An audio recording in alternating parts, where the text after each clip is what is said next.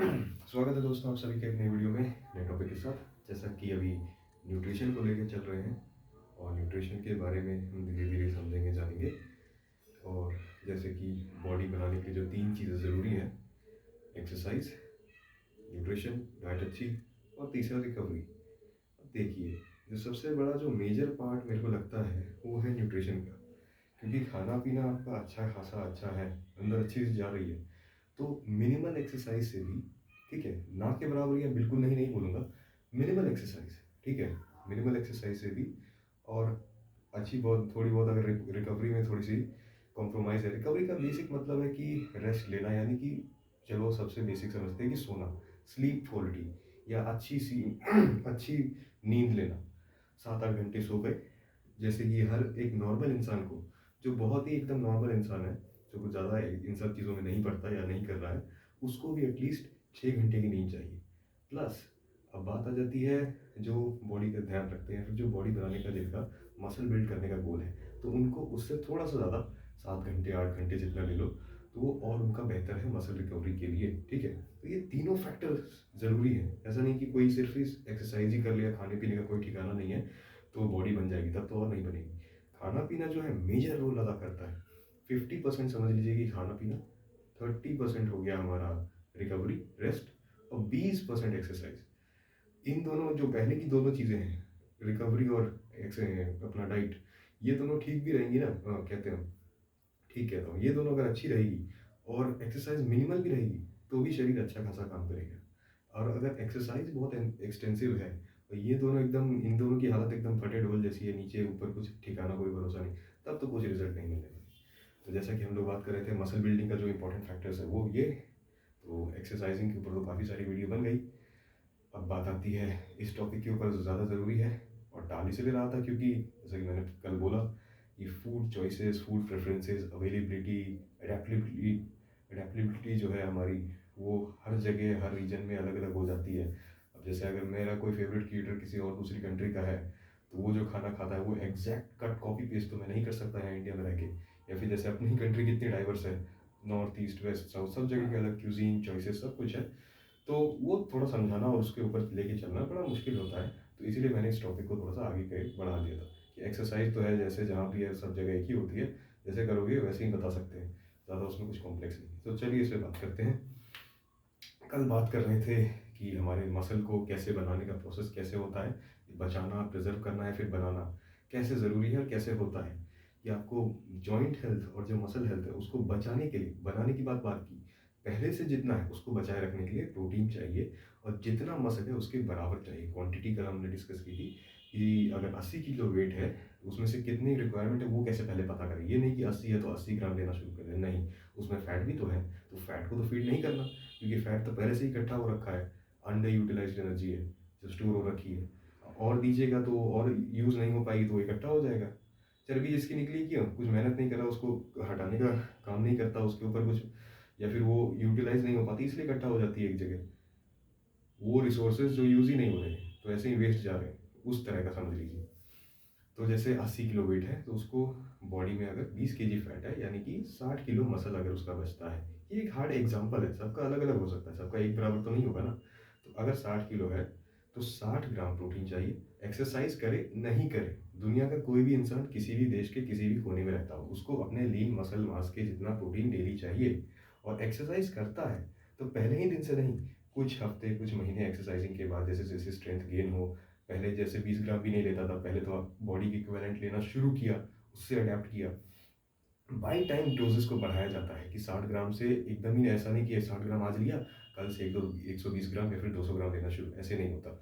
धीरे धीरे 1.5 गुना फिर 2 गुना ऐसे करके चलती हैं चीज़ें, और बाद में जैसे आपका गोल भी हो जाता है कि आपने पहले एक्सरसाइजिंग करनी शुरू की, फिर आपका एक स्पेसिफिक गोल आता कि नहीं, अब मेरे को एक्सरसाइज करते हुए, स्ट्रेंथ ट्रेन करते हुए इतना टाइम हो गया, पहले स्ट्रेंथ बनाइए, ठीक है, पहले स्ट्रेंथ बनाए, फिर एक गोल माथे में दिमाग में सेट करिए कि हाँ ऐसी सर्टेन फिजिक चाहिए, कम करना है ज़्यादा करना है, तब जाके उस हिसाब से उसमें भी चेंजेस करें, एक्सरसाइजिंग ट्रेनिंग शेड्यूल वॉल्यूम्स में, या फिर चॉइसेस में, या फिर अपना डाइट में।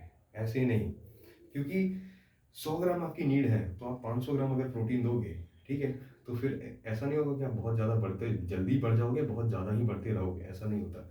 जितना ज़रूरत है उतना बॉडी लेगी, जितना ज़रूरत नहीं है वो है तो बाहर जाएगा या इकट्ठा हो जाएगा। और कम दोगे तो दिक्कत, कम दोगे तो और ये आपको सिग्नल बॉडी अपने आप दे देगी। जैसे उसको पूरा अच्छे से परिपूर्ण करके दोगे तो उसको एकदम फुलर फील होगा। जैसे कम दोगे तो लगेगा कुछ कमज़ोरी या फिर वीकनेस टाइप की, ज़्यादा दोगे तो ओवर टाइप का लगने लगेगा कि ओवर ईटिंग कर ली या फिर ज़्यादा भरा भरा सा लग रहा है, ओवरलोड टाइप का। ठीक है, तो हम जो पहले बात करते हैं प्रोटीन और कार्ब्स के बारे में, जो हमारा बॉडी का फ्यूल है। ठीक है, प्रोटीन एक मसल बिल्डिंग न्यूट्रिएंट है। ओवरऑल हमें सब कुछ चाहिए शरीर को अच्छे से चलाने के लिए, बनाने के लिए ओवरऑल। लेकिन जहाँ जहाँ बात डिपार्टमेंट्स ऐसे बटे हुए कि इसका ये डिपार्टमेंट ये इसके लिए काम करेगा, वो उसके लिए काम करेगा। तो कार्ब्स जो है हमारे कार्बोहाइड्रेट्स, वो हमारे शरीर का बेसिक फ्यूल है। बेसिक फ्यूल समझ लीजिए, एकदम न्यूनतम जो स्टफ है, बेसिक एनर्जी सोर्स है वो। उसी से हम लोग चलने फिरने की एनर्जी, हाथ पैर डुलाना जुलाना करते हैं, जो भी करते हैं, और ब्रेन हमारा फंक्शन करता है। अब ये बात सुन के लगेगा कि तो कार्ब्स तो ज़्यादा ज़रूरी है। जी हाँ, बिल्कुल। जहाँ बात सर्वाइवल की है, वहाँ पर सर्वाइव करना है, सिर्फ जिंदा रहना है, तब कार्ब्स आपके लिए ज़रूरी है। यहाँ बात हो रही है मसल बनाने की, तो यहाँ पे प्रोटीन को थोड़ा सा प्रायोरिटाइज ज़्यादा किया जाएगा। और कार्ब्स के बारे में सोचने की ज़रूरत नहीं पड़ती ज़्यादा चिंता करने की, क्योंकि एक पानी को हटा दिया जाए और आर्टिफिशियली कंज्यूम करने वाली चीज़, मैनमेड कोई चीज़ है, उसको हटा दिया जाए, तो जो भी हमारे फूड सोर्सेज हैं, फूल पत्ती फल हो, कंदमूल फल, या फिर हमारा एनिमल प्रोडक्ट्स हो, मीट या फिर दूध दही जो भी है, अंडे वगैरह, हर किसी में कार्ब्स होता ही है। कार्ब्स के बिना कोई खाना खाद्य पदार्थ है ही नहीं जो नेचुरल है। अब कोई सप्लीमेंटेशन या फिर उसकी बात नहीं कर रहा मैं। चलिए, तो कल हमने डिस्कस किया कि प्रोटीन की रिक्वायरमेंट कैसी है, कितनी है। तीनों मसल्स को एक बार और रिकॉल कर लेते हैं, स्केलेटल मसल, स्मूथ मसल और कार्डियक मसल। ये तीनों को स्वस्थ रखिएगा तो आपका जो ओवरऑल शरीर है, 90% जो बीमारियां हैं वो नहीं होगी। स्केलेटल को कैसे करना है, ट्रेन करके फ्रीक्वेंटली। ठीक है, स्मूथ क्या होता है, स्मूथ अपने जो वाइटल ऑर्गन्स हैं, इंटेस्टाइन, लिवर, ये सब है ना, तो स्केलेटल को ट्रेन करेंगे। और स्केलेटल को स्ट्रेंथन करने के लिए अंदर जो खाना डालेंगे, उससे स्मूथ अपने आप इनडायरेक्टली एकदम अच्छे से रहेगा, खुश। कुछ कचरा नहीं डालेंगे, उसको अब्यूज़ नहीं करेंगे, नशीला पदार्थ या फिर कोई घटिया सामान उसके अंदर नहीं डालेंगे। तो देखिए, इंटरकनेक्टेड है। जॉइंट हेल्थ भी उसी से, स्केलेटल मसल से लिंक्ड है, क्योंकि स्केलेटल मसल उससे रैप्ट अप रहता है, तो दोनों एक साथ काम करेंगे तो वो अच्छे से रहेंगे। उसके बाद अपना कार्डियक कार्डियक मसल जो है हमारा, बेसिकली अपना हार्ट, तो कार्डियोवैस्कुलर एक्सरसाइजेज, उससे वो अच्छे से सेहतमंद रहेगा। तो चलिए आज प्रोटीन के बारे में और आगे बात करते हैं। प्रोटीन को दोस्तों, प्रोटीन को समझ लीजिए, अगर प्रोटीन एक दीवार है, ठीक है, तो उसके छोटे छोटे जो ईंटें हैं जिससे मिलके प्रोटीन बना है ना, वो है हमारे अमीनो एसिड्स, जो आप लोगों ने शायद पढ़ा भी हो नॉर्मली, बेसिकली अगर साइंस में अगर किसी का कुछ रहा हो पहले तो बैकग्राउंड में, तो वो बहुत नॉर्मल वैसा है। तो उसको रिकॉल करते हैं कि बहुत सारे नेचर में सैकड़ों अमीनो एसिड्स हैं। ठीक है, और वो सारे मिल के ग्रुप्स, अमीनो एसिड्स का बहुत सारा ग्रुप मिल के जाके तब प्रोटीन को एक बनाता है, जिसको हम सोर्स बोलते हैं, या फिर नेकेड आई से देखते हैं कि हाँ ये खाना है, ये प्रोटीन है। उसको माइक्रोस्कोपिक लेवल पे देखेंगे तो अमीनो एसिड्स के बहुत सारे एकदम चेन फॉर्मेशन या फिर मॉलिक्यूल्स जो है वो आपस में बटे रहते हैं, तब जाके उनसे बनता है प्रोटीन हमारा। बेसिकली इंसान को 20 चाहिए, ठीक है सैकड़ों, लेकिन हमें जिनकी ज़रूरत है उसके बारे में बात करेंगे, है सैकड़ों, हमें 20 चाहिए, जिसमें से 11 अपनी बॉडी खुद बना लेती है, जिसको हम लोग कहते हैं नॉन एसेंशियल अमीनो एसिड्स, और जो बाकी 9 बचे वो हैं एसेंशियल अमीनो एसिड्स, जो बॉडी केपेबल नहीं होती खुद बनाने के, जिसे हमें फूड के द्वारा कंज्यूम करना पड़ता है। अब इन्हीं सोर्सेज में से किसी एक की भी कमी हो जाए तो कोई ना कोई समस्या या बीमारी हो जाती है, या फिर हमारी डाइट में अगर वो इंक्लूडेड नहीं है तो। और जब डेफिशिएंसी हो जाए तो डॉक्टर के पास जाते हैं, डॉक्टर बोलता है कि इस चीज़ की कमी हो गई है, तो वो उसका टैबलेट, गोली, सप्लीमेंट जो भी है वो देने लग जाता है। जब तक आप खा रहे हो, आपके खाने में तो वो चीज़ नहीं थी, खाने में अगर पहले से रहती तो आपको कभी समस्या होती ही नहीं। जब तक आपने दवाई ली तब तक ठीक है, तब ठीक हो के फिर सोचोगे कि छोड़ दे, और फिर छोड़ने के बाद फिर वापस वैसे ही। और प्रोटीन और कार्ब्स का मैं एक और एग्जांपल देना चाहूँगा, वो मैं कल देना भूल गया था, कि समझ लीजिए मोबाइल है, जैसे अपना शरीर है ना, जैसे मोबाइल है। अब इसको ज़िंदा रखने के लिए कैसे, क्या चीज़ ज़रूरत है, बैटरी की। बैटरी, बिना बैटरी के डेड हो जाएगा ना, स्विच ऑफ, डेड। तो बैटरी समझ लीजिए इसका कार्ब है, कार्ब्स, कार्बोहाइड्रेट्स। लेकिन लेकिन लेकिन जो इसके फंक्शन के लिए ज़रूरी है, जिसके लिए बना है दूरभाष यंत्र हमारा, कि कनेक्ट करेगा या फिर डेटा चलेगा, वो किसके कारण होगा, वो होगा जो इसका फुल पोटेंशियल जिसके लिए बना है, जिसका ये इसका पर्पस है, या फिर अपना ही बॉडी का देख लीजिए कि फुल कैपेबिलिटीज़ के लिए। कार्ब्स तो है हमारा फ्यूल है, अब सर्वाइवल वाली तो बात नहीं है ना कि हाँ जिंदा रहने वाली चीज़ है, उतनी तो दयनीय स्थिति या परिस्थिति किसी की नहीं होगी, ना ही मैं चाहूँगा कि किसी की वैसी हो। सर्वाइव करने पर तो आदमी मिट्टी खा भी कर सकता है, लेकिन यहाँ बात मसल बिल्डिंग की है। तो कार्ब्स हमारा बेसिक फ्यूल है, ठीक है, जैसे मोबाइल के लिए बैटरी। लेकिन इसकी कैपेबिलिटीज़ को एक्सप्लोर करने के लिए या जो जो चीज़ के लिए बना है उसका पर्पस है, उसके लिए क्या ज़रूरी है? SIM card. सिम कार्ड नहीं जाएगा तो डेटा नहीं चलेगा, बातचीत नहीं हो पाएगी, कनेक्ट नहीं कर पाएंगे। तो सिम कार्ड समझ लीजिए हो गया इसका प्रोटीन। अब जैसे दूसरे एग्जांपल में सोच लेते हैं, गाड़ी गाड़ी को ले लेते हैं। गाड़ी को आगे पीछे चलने के लिए, बढ़ने के लिए क्या चाहिए? पेट्रोल। पेट्रोल हो गया उसका कार्बोहाइड्रेट्स। लेकिन गाड़ी का जो हम लोग कहते हैं, प्रचार वगैरह करते हैं या फिर बनाया जाता है कि हाँ इस इतने हॉर्स पावर का इंजन है, इतनी कैपेबिलिटी है, इतना ज़्यादा ऊपर खींचेगा, ऑफ रोडिंग, ये वो जो भी है, फुल पोटेंशियल उसका इंजन की हेल्थ के ऊपर डिपेंडेंट है ना सब कुछ। तो इंजन के लिए क्या पड़ता है उसके अंदर? Engine oil. समझ लीजिए वो हो गया उसका प्रोटीन, और पेट्रोल हो गया उसका बेसिक फ्यूल यानी कि कार्बोहाइड्रेट्स। उसी तरह तो चलिए ज़रा अमीनो एसिड्स के बारे में ज़रा देखें। यहाँ मैंने उनके जो जो हैं उनके नाम लिखे हैं। स्ट्रक्चर वगैरह जानने की तो आपको ज़रूरत है नहीं, आपकी कोई पेपर में पूछने वाला नहीं है, ये क्लास की तरह नहीं लगेगा, यहाँ कोई क्लास चल रही है। तो ये है हमारे नौ नौ के amino acids, histidine, isoleucine. Last में INE लगा होगा तो आपको सिमिलर ही साउंड करेगा। Histidine, isoleucine, leucine, lysine, methionine, phenylalanine, threonine, tryptophan और वेलिन। और ये है उनके सोर्सेज, ताकि आपको थोड़ा सा ईजी हो समझने में और वो पहचानने में कि हाँ कौन से सोर्स में क्या क्या पूरा कंप्लीटली पैक्ड मिलेगा। तो मसल बिल्ड करने के लिए बहुत ज़रूरी है। और जिस जिस फूड सोर्स में 9 के 9 अवेलेबल होते हैं उसको हम एक अच्छा प्रोटीन सोर्स बोलते हैं कि हाँ ये सोर्स बढ़िया है, इसमें सारे के सारे अमीनो एसिड जो एसेंशियल है वो पाए जाते हैं। अब उनके सोर्सेज भी मैंने लिख रखे हैं, वो भी बताऊंगा। चलिए पढ़ते हैं। तीनों 9 के 9 में आपको एक दो चीज़ कॉमन लगेगी। ध्यान से थोड़ा जूम कर लीजिएगा, आजकल तो वीडियो में ऑप्शन है कि जूम करके देखा जा सकता है। मीट, फिश, पोल्ट्री और ये ब्लू में डेयरी। नॉन वेज को मैंने रेड से लिखा है, डेयरी प्रोडक्ट को ब्लू से, और वेजिटेरियन सोर्सेज जो है हमारे उनको ग्रीन से। तो सब में दो चीज़ आपको कॉमन मिलेगी, एनिमल प्रोडक्ट्स और डेयरी प्रोडक्ट्स। इसीलिए उन दोनों को कंप्लीट प्रोटीन सोर्स भी कहा जाता है। अच्छा हाँ, यहाँ पे ज़रा एक वेज नॉन वेज वाला भी एक क्लियर कर देता हूँ। क्या वेज नॉन वेज से सुपीरियर है? नहीं, बिल्कुल भी नहीं। जो नॉन वेज फूड है वो एक्चुअली वेज फूड से सुपीरियर है इस मामले में अगर देखा जाए। मैं किसी को प्रेफरेंस के ऊपर जज नहीं कर रहा, ना किसी की अगर कोई फेथ है तो मैं ना खाने बोलूँगा ना छोड़ने बोलूँगा, ना मेरे बोलने से कोई खाएगा ना मेरे बोलने से कोई छोड़ देगा। वो चीज़ नहीं कर रहा, मैं बेसिकली बता रहा हूँ। क्योंकि नॉन वेज फूड को दोस्तों अगर ये देखा जाए तो एक कंप्लीट प्रोटीन सोर्स होता है। इवन उसमें प्रोटीन के अलावा उसमें कार्ब्स भी है, उसमें एसेंशियल जो न्यूट्रिएंट्स और विटामिन जिसकी हमें शरीर की ज़रूरत होती है उसमें वो भी किसी किसी में होते हैं। फाइबर भी उसमें मिल जाता है, उसमें आपको क्या बोलते हैं मिनरल्स भी मिल जाते हैं। और जो हमें ओमेगा 3 आपने सुना होगा, जो फैटी एसिड्स है हमारे, जो वेज सोर्स उसका काफ़ी कम होते हैं, आसानी से नहीं मिलता। सप्लीमेंटेशन इन सब की चलती है। ओमेगा 3 के कैप्सूल्स आपने देखे होंगे फिश ऑयल के, वो आपको डायरेक्ट उस सोर्स में मिल जाएगा। तो इस मामले में तो नॉन वेज सुपीरियर है। ऐसा नहीं है कि वेज से बॉडी नहीं बनती या फिर नहीं बनेगी, बिल्कुल बनेगी, बनती है। लेकिन वेज में ये दिक्कत है कि हमें वेज में बहुत सारे सोर्सेज के ऊपर डिपेंडेंट होना पड़ता है। जहाँ एक तरफ अगर मैं नॉनवेज खाता हूँ या कोई नॉनवेज खाता है, वो अंडों से, पोल्ट्री का बेसिकली मतलब चिकन या फिर अंडे, और उसमें बत्तख वगैरह ये सभी आ जाएंगे, लेकिन बेसिकली जो सबसे नॉर्मल नीचे देखा जाए तो अंडे और चिकन, ठीक है। तो जो अंडे या फिर चिकन है, दो चीज़ या फिर कोई एक ही सोर्स पे वो अपना काम कर सकता है। दिन में एक या दो बार चिकन है उसको खा लिया, ठीक है, अंडे है वो खा लिया, बस। वेज पे जहाँ बात आ जाती है तो आपको बहुत सारे छोटे मोटे अलग अलग सोर्सेज को लेकर स्ट्रिक्ट रह के उसको कंबाइन करके खाना पड़ता है, अलग अलग कॉम्बिनेशन बना के। किसी एक वेज फूड में नहीं मिलेगा वो सब।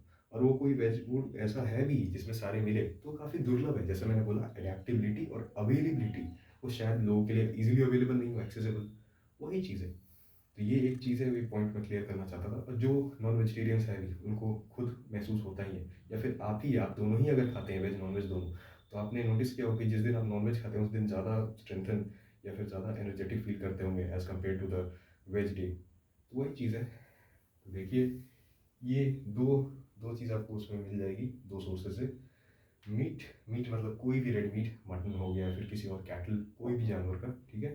फिश, किसी भी तरह की फिश, फैटी फिश, छोटी मोटी, जो भी जैसी भी मछली, सी फूड मान लो, फिश छोड़ो। और पोल्ट्री, चिकन और अंडे, इसमें इन तीनों सोर्सेज में आपको सारे 9 एसेंशियल अमीनो एसिड्स पैक्ड मिलेंगे। और डेयरी प्रोडक्ट्स में, डेयरी प्रोडक्ट्स हमारा क्या, जैसे दही, योगर्ट, घी नहीं सॉरी, घी में नहीं होते ज़्यादा। दही दही हो गया हमारा, या फिर योगर्ट हो गया, या फिर दूध और पनीर। ये सारे डेयरी प्रोडक्ट्स में भी सारे 9 के 9 एसेंशियल अमीनो एसिड्स प्रेजेंट रहते हैं। वेज में आ जाता है कि किसी में, जैसे वेज में लेंटिल्स या लेग्यूम्स या फिर बीन्स या फिर नट्स एंड सीड्स। अब इसमें दिक्कत क्या है कि जैसे सुनने में तो लग रहा है कि हाँ इन सारे सोर्सेज में तो अवेलेबल है ही। तो प्रॉब्लम क्या है? प्रॉब्लम ये है कि जैसे लेंटिल्स और लेग्यूम्स में दोस्तों बहुत सारी फसलें आती हैं। लेंटिल लेग्यूम मतलब दलहन और तिलहन वाली फसलें। जैसे बेसिकली हो गया हमारा सोयाबीन, छोले, चने, राजमा, चिकपीस, किडनी बीन्स और ये अपना ब्लैक ब्लैक ग्राम और अपना दालें हैं जो अलग अलग तरह की। तो इसमें होगा क्या कि किसी एक तरह की एक वैरायटी तो है नहीं, दालें ही हैं, तुम्हारी कितने सारी तरह की दाल होती है। या फिर होल ग्रेन सीरियल अनाज फसलें, जो गेहूँ हो गए या फिर ज्वार बाजरा वो सब, ठीक है। या फिर अपना चावल। तो इसमें होगा क्या कि किसी शायद एक ग्रेन में, एक सीरियल में, एक पल्स में, दाल में, या फिर एक लेग्यूम या लेंटिल की किसी एक में शायद हो, किसी दूसरे में ना हो। किसी एक में एक या दो है तो तीसरा नहीं है, एबसेंट है। इसीलिए मिला जुला के खाना पड़ता है। अब जैसे सीड्स ही हैं, सीड्स के इसमें सोर्सेज तो लिख दिया कि सीड्स है। अब जैसे पम्पकिन सीड हो गए, वाटरमेलन के सीड हो गए, सनफ्लावर के सीड हो गए। कितने लोग इतने इन सब बीजों को खाते रहेंगे, चरते रहेंगे? नहीं खा सकते ना बल्क में। उसको खाने से रिप्लेस तो नहीं कर सकते ना आप कि फूल का बीज है। या फिर तिल, सेसमी सीड्स हो गए हमारे, तिल जो आजकल सर्दियों के टाइम में जो हमारे यहाँ कल्चर भी है कि तिल के लड्डू वगैरह बनते हैं, वो आप 12 महीने तो नहीं खा सकते। या फिर सिर्फ उसी के ऊपर रिलाय तो नहीं हो सकते। लेकिन हाँ, नॉन वेज सोर्सेज में आप इसको कंप्लीट मील के तौर पे 2 टाइम 3 टाइम खा सकते हैं। यही दिक्कत आ जाती है वेज सोर्सेज में। तो डरने की बात नहीं है, आने वाले समय में तो बताने के ऊपर है। जो मैं कम्युनिटी टैब में आपको थाली में सजा के अच्छे से बना के दिखाना तो भी पॉसिबल नहीं है, लेकिन हाँ अच्छे से प्रोपोर्शन के साथ बना के सजा के कि आपका एक कंप्लीट मील कैसा रहेगा, वेज के लिए भी नॉन वेज के लिए भी, वो आप देखेंगे तो आपको अच्छा आइडिया लग जाएगा। तो ये हमारे वेज सोर्सेज पे ध्यान देते हैं, क्योंकि नॉन वेज वाले पे तो ज़्यादा दिमाग लगाने की ज़रूरत नहीं है। वही जितने हैं सब में मिल जाता है, और जितना है सब कुछ है।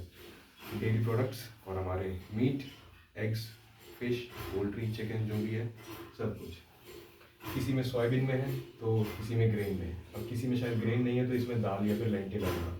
और किसी में अगर एक ग्रेन है, जैसे इसमें ओट्स अगर है तो बाकियों में शायद ओट्स नहीं होगा, बाकियों में शायद राइस हो, बाकियों में शायद वीट हो, बाकियों में शायद बाजरा हो। ये सब चीज़ें हैं बेसिकली। यहाँ लिखा हुआ है, इसको भी देख सकते हैं आप। ड्राई फ्रूट्स हो गए हमारे, जैसे ये फिनाइलएलनिन है, इसमें नट्स और सीड्स में होते हैं। आमंड्स हो गए, पीनट्स हो गए, तो किसी में पीनट आपको मिलेगा, किसी में नहीं मिलेगा। तो वो होता है गिने चुने, मुट्ठी भर चीज़ों में है, मुट्ठी भर में नहीं है। किसी में 4-5 होगा तो 2-3 अवेलेबल नहीं होगा, किसी में होगा भी तो 1-2 होगा, तो बाकी शायद ना हो। तो यही है, वेज सोर्सेज बेसिकली हो गए हमारे nuts and seeds. Nuts and seeds में हमारे ड्राई फ्रूट्स हो गए। सीड्स में हमारे बहुत सारे अलग अलग तरह के सब्जियों के या फिर फलों के बीज हैं। अब बीज कौन कौन कितना कितना खाता रहेगा? मुट्ठी भर बीज है, थाली भर के तो नहीं खा सकते उसको, उससे पेट तो नहीं भरेगा। मिल तो रहा है, कहने को तो है कि मिल जाएगा। किसी से पूछोगे या कहीं डाला गूगल पे तो हाँ वो दिखा दिया, अच्छा ये सोर्स है। लेकिन उसको क्या खाने की तरह ले सकते हैं? नहीं ले सकते। दाल चावल है, उसको खाना बना के ले सकते हैं, लेकिन उसमें वही है कि कम ज़्यादा होता है। और दोनों कॉम्बिनेशन हम लोग इसीलिए बनाते हैं कि दाल में कोई है, कोई सा अमीनो एसिड मिलता है, चावल में कोई सा मिलता है, दोनों में शायद एक दो कमी हो तो उसको मिला दिया साथ में। सब्जी रोटी है तो सब्जी में कुछ है, रोटी में कुछ है, वीट में। और हमारा जो सब्जी कोई हो गई लेग्यूम या लेंटिल वाली सब्जी, जैसे छोले हो गए या राजमा हो गया, तो उसमें एक दो प्रेजेंट है, एक दो प्रेजेंट नहीं है, तो उन दोनों को साथ में मिला दिया। तो वही चीज़ है। इसीलिए इस मामले में तो हमारा जो नॉनवेज फूड है या फिर जो एनिमल प्रोडक्ट है, बेसिकली डेयरी उसी में आ जाता है। एनिमल मीट नहीं है, लेकिन है तो उसी से डेराइव किया हुआ डेयरी प्रोडक्ट हमारा, तो वो सुपीरियर इस मामले में है। तो जैसा कि आप लोग देख सकते हैं, ये 9 के 9 हमारे जो नाम है, वो नाम याद रखने की ज़्यादा कुछ ज़रूरत नहीं है, और अगर याद कर लेते हैं तो अच्छी बात है। शायद आपने पहले ही पढ़ा ही हो तो आपको आसानी भी होगी।